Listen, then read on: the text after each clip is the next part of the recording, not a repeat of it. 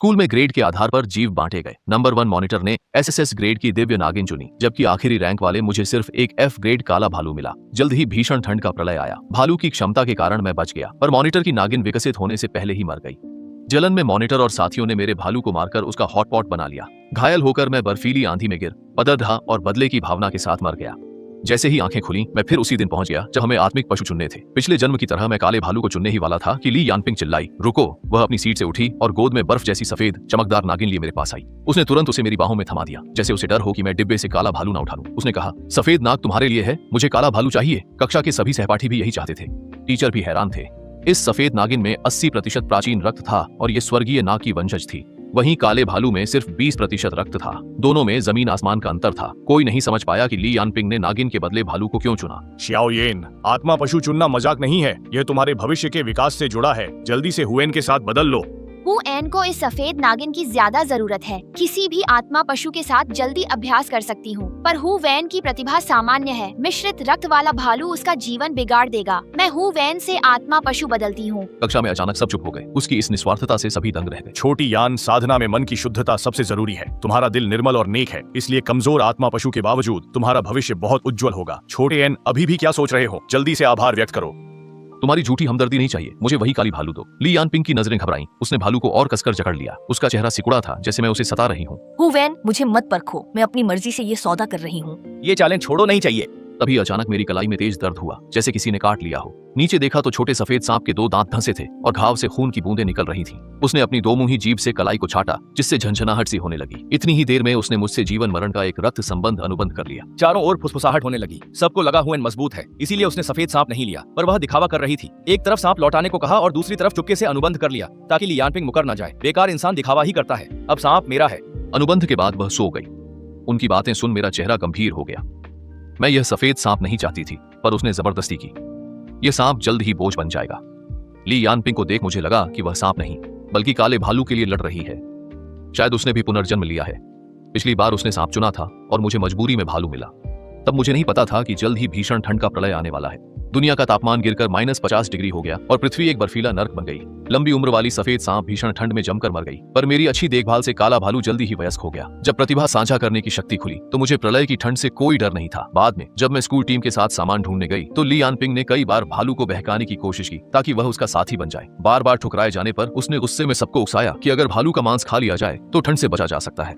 जब हम बाहर निकले तो ली यानपिंग ने साथियों के साथ मिलकर मुझे और काले भालू को मार डाला और हम उनका भोजन बन गए। ली यानपिंग की गोद में ब्लैक स्नो को देख मेरी आंखें बर्फ जैसी ठंडी हो गईं। पिछले जन्म में वह भालू मेरा सबसे भरोसेमंद साथी था। इस बार ली यानपिंग ने मेरी ठंड सहने की शक्ति छीन ली है, लेकिन इस धोखे का बदला अब खून से ही चुकाना होगा। मैं उसे एकटक देख रही थी, तभी उसने भी अपनी आंखें घुमाकर मेरी ओर देखा। जब हमारी नजरें मिली तो उस छोटे काले भालू ने मेरी ओर ठीक 2 बार पलकें झपकाईं। मेरे दिल में अचानक खुशी की लहर दौड़ गई। यह हमारे पिछले जन्म का एक गुप्त इशारा था कि मुझे चिंता करने की कोई जरूरत नहीं है। यह सोचकर मैंने ली यानपिंग की ओर एक दया भरी नजर डाली।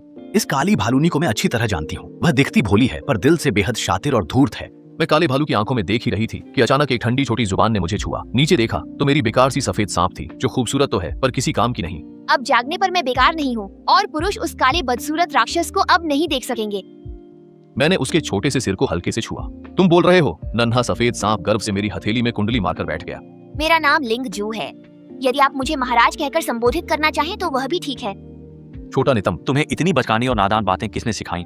अधिकांश अनुबंधित पशु मनुष्यों की पहल पर ही बनते हैं। ये स्वभाव से घमंडी होते हैं, केवल बचपन में थोड़े नरम होते हैं। बहुत कम मौकों पर ही वे खुद अनुबंध की पहल करते हैं। क्लास में नियमों को सुनकर सभी सहपाठी जादुई चक्र बनाकर अपने अनुबंधित पशु के साथ अनुबंध की कोशिश करने लगे, पर मैं उनमें नहीं था। अगर अपनी आंखों से न देखता तो यकीन न होता कि एक महान प्राचीन दिव्य सर्प त्याओ मंग होई ने मुझे जबरदस्ती अनुबंधित कर लिया। लिंग शुए, तुम खुद मुझसे अनुबंध क्यों करना चाहती हो?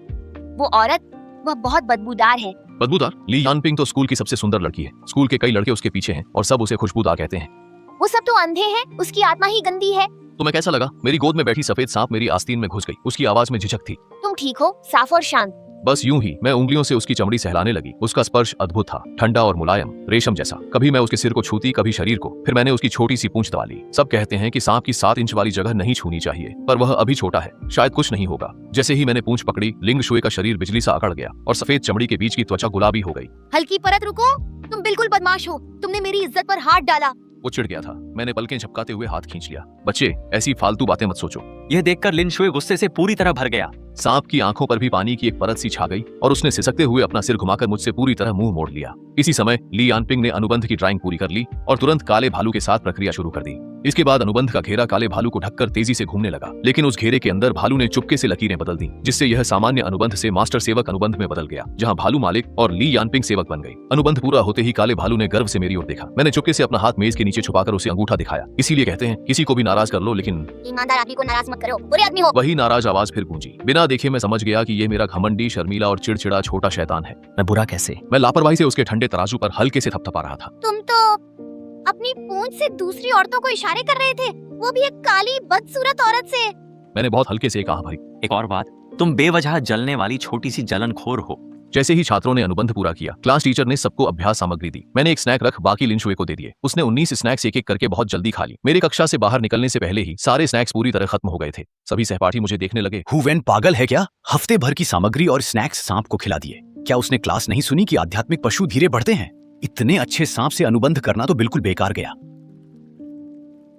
कुछ छात्रों को ध्यान देना चाहिए, स्नैक्स का हर महीने का वितरण सीमित है। अगर तुमने बर्बाद कर दिया तो स्कूल और नहीं देगा, समझ गए? पिछले जन्म में मैं काले भालू के प्रति उदार था। अन्य छात्र 4 हिस्से खुद रखते और एक पशु को देते, पर मैं आधा आधा बांटता था। पर सफेद सांप को मैंने 19 हिस्से दिए और खुद एक रखा। बाकी छात्रों को मैं पागल लगता था। तभी मुझे याद आया कि लिन शुए ने मेरे साथ गहरा अनुबंध किया है, जिससे हमारे प्राण एक दूसरे से बंधे हैं। अगर वह पिछले जन्म की तरह पहले ही दिन ठंड से मर गई तो मैं भी नहीं बचूंगा। इसलिए अब इस नन्ही पूर्वज की जान सबसे कीमती है। जब बाकी छात्र अभ्यास करने चले गए तो मैं भी सफेद सांप को लेकर बाहर निकल पड़ा। जब मैं ली यानपिंग के पास से निकला, उसने मेरा रास्ता रोक लिया। तुम भी पुनर्जन्म लेकर आए हो, अब मेरी बारी है। काले भालू ने ठंड सहना सीख लिया है। तो अच्छी तरह से जियो, क्योंकि मैं अभी भी तुम्हें खुद विदा करने के इंतजार में हूँ। ली यानपिंग की आंखों में हैरानी आई, जो तुरंत घमंड में बदल गई। मेरे काले भालू की वजह से मैं बच जाऊंगी, पर तुम दोनों तो प्रलय के पहले दिन ही मर जाओगे।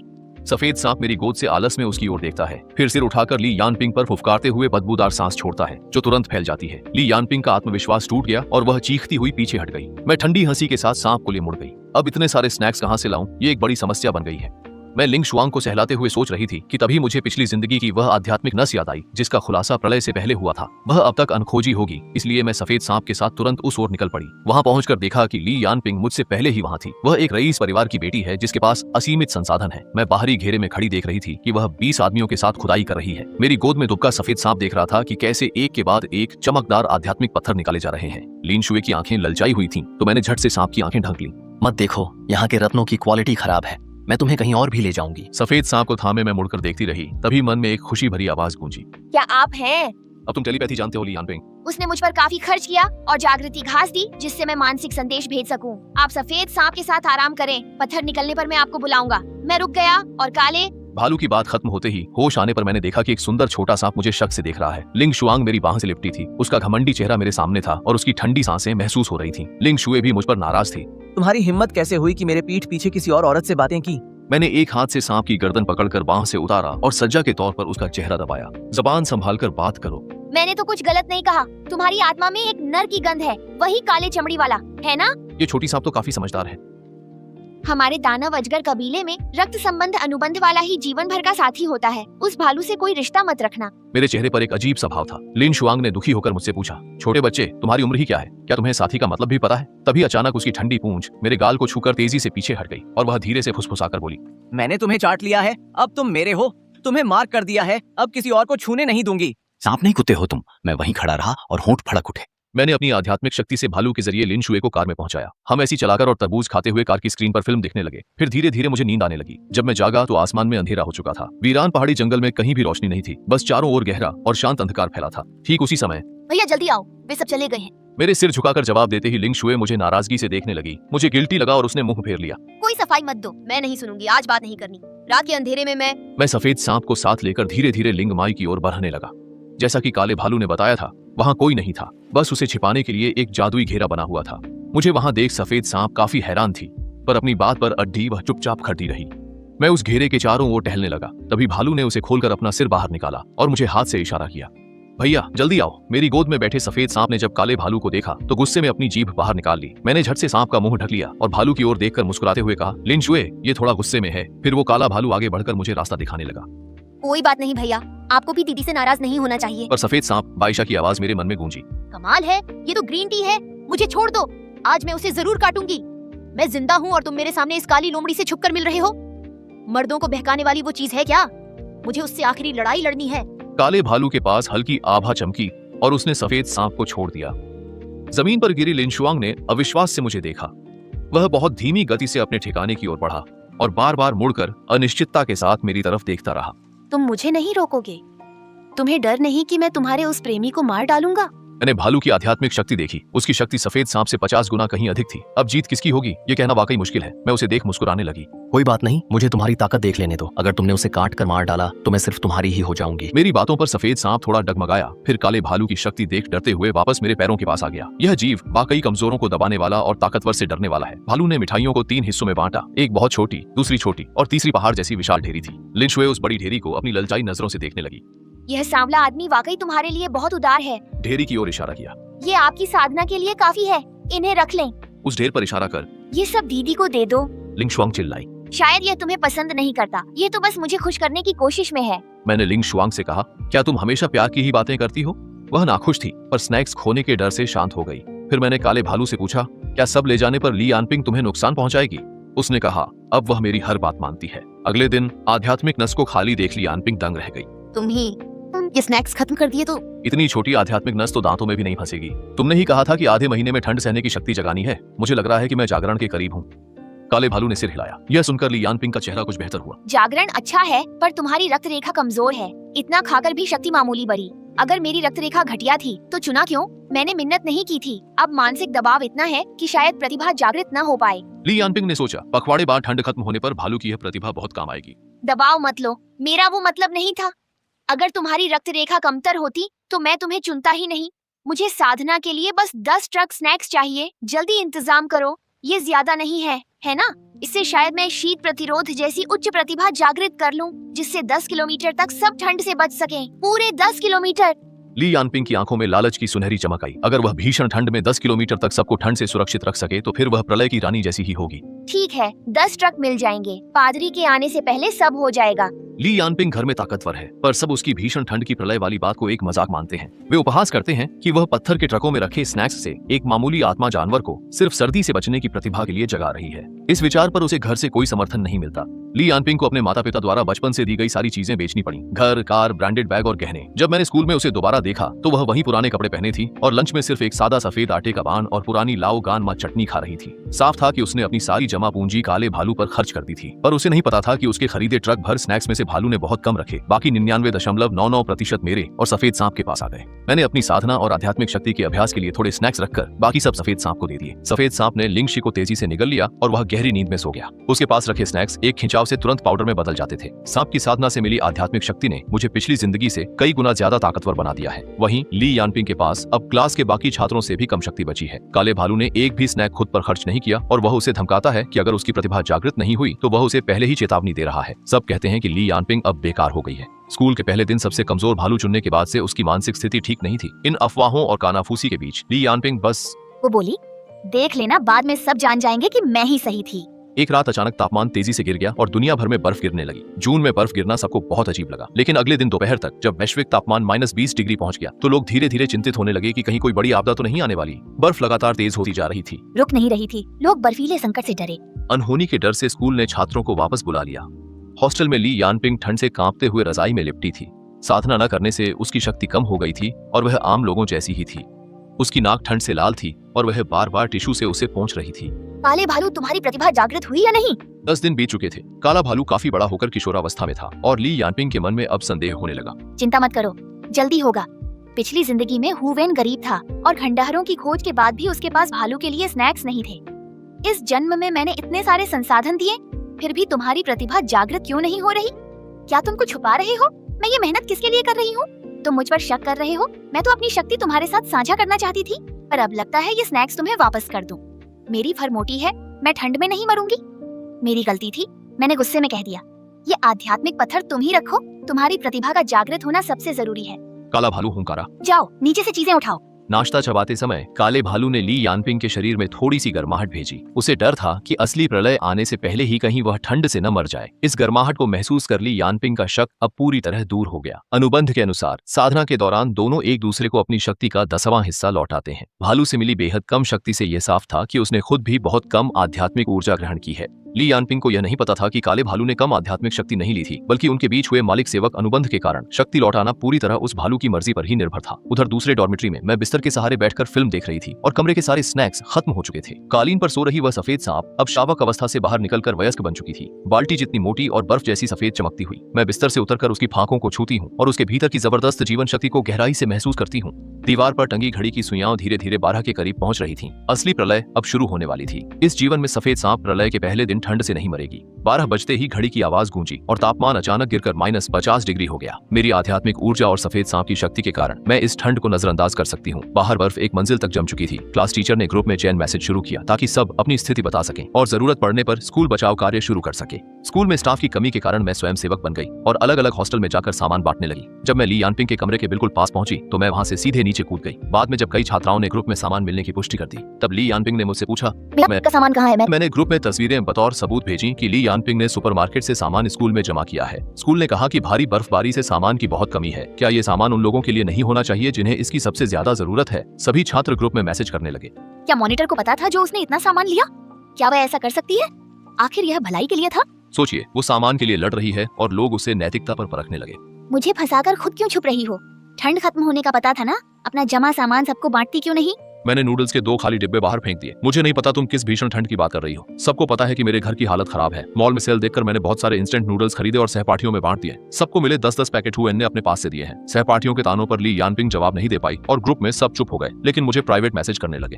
खिला दो, भले ही अच्छी छवि बना ली, पर तुम्हारा वो बेकार सफेद सांप अब तक ठंड से मर चुका होगा। ये सोता हुआ सफेद सांप बिल्कुल एक पौधे जैसा लग रहा है। बंद आंखों के बावजूद इससे निकलती प्रबल आध्यात्मिक ऊर्जा साफ बताती है कि यह जीवित है।